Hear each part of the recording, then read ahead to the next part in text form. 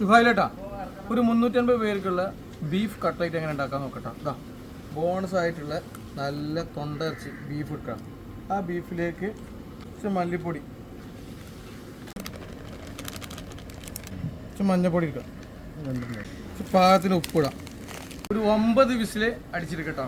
അപ്പോൾ നമ്മളുള്ളത് എവിടെ വെച്ചാൽ കൊടുങ്ങല്ലൂർ എന്ന് പറഞ്ഞ സ്ഥലത്തോട്ടാണ്. നമുക്ക് ഇവിടുത്തെ പ്രോഗ്രാമിൻ്റെ എല്ലാ ഐറ്റംസും നമ്മൾ കാണിക്കേണ്ടിട്ടാണ്. കട്ട്ലേറ്റുകൾ ബീഫോ കളി അത്രയും പഞ്ഞിയൊക്കെ. ഇത് നമുക്ക് മിക്സിൻ്റെ ജാറിലിട്ടൊന്ന് അരച്ചുകൊണ്ടിട്ടോ. അടിച്ച ബീഫ് ഇട്ടോ. കട്ട്ലേറ്റുകളുള്ള ഉരുളങ്ങേങ്ങ് കുക്കറിലിട്ട് എടുക്കണം. ഇത് 4 വിസിലടിച്ചോട്ടെ. ചോറാണ് കുറച്ച് ഇത് മൂടൻ രൂപത്തിലുള്ള വെള്ളം വെക്കട്ടോ. 4 വിസിലടിക്കട്ടോ. 10 മണിക്ക് ഇരുന്നതാണ് അവന്. 10 കിലോ 10 മണിക്ക് ഇരുന്നതാണ്. ഇപ്പോൾ 3 മണിയായി. ഉരുളങ്ങേങ്ങിൻ്റെ കാര്യങ്ങൾ സൈസായി. ഞാൻ വാട്ടിൽ കാണിട്ടാ. ഉരുളങ്ങേങ്ങ് ഉടക്കാണ് പുറത്തേക്കാട്ടാ.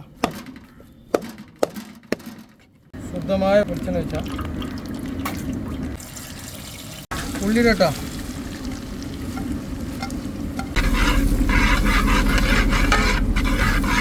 ഉപ്പ് കേട്ടോ. പച്ചമുളക് കിട്ടാം.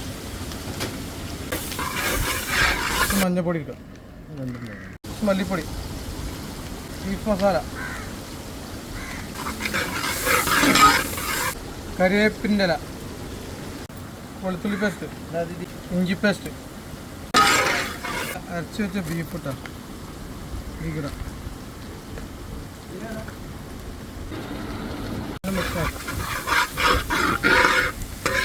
ഉരുളങ്കിയും കഴിക്കട്ടെ കേട്ടോ.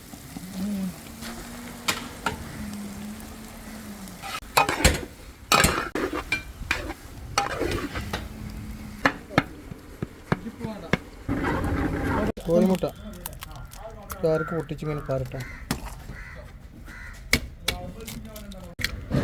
മുട്ട അടിച്ചു കൊണ്ടുവരട്ടോ. റസ്കിൻ്റെ പൊടി. നമ്മൾ മസാല ബീഫിൻ്റെ കട്ട്ലേറ്റുകൾ മസാല എടുക്കുക. വേണ്ട അമർത്താം. പരിപാടി കഴിഞ്ഞു. കറക്റ്റായി കറക്റ്റ്. മുട്ടിയിൽ ഇങ്ങോട്ട് മുക്കുക. ഒരു റസ്കിൽ ഇങ്ങോട്ട് പൊതിയ.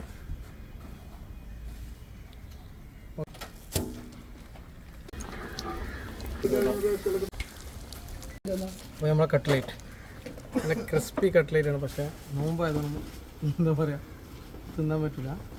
അപ്പോൾ അതാ നല്ല ക്രിസ്പി കട്ട്ലേറ്റ് സിമ്പിളായിട്ട് ഈസി റെസിപ്പിയാണ്. വീഡിയോ ഇഷ്ടപ്പെട്ടാൽ ഷെയർ ചെയ്യുക, ലൈക്ക് അടിക്കുക, കമൻറ്റ് അടിക്കുക. ഇഷ്ടപ്പെട്ടില്ലെങ്കിൽ ഷെയർ ചെയ്യുക, ലൈക്ക് അടിക്കുക, കമൻറ്റ് അടിക്കുക. ഓക്കെ.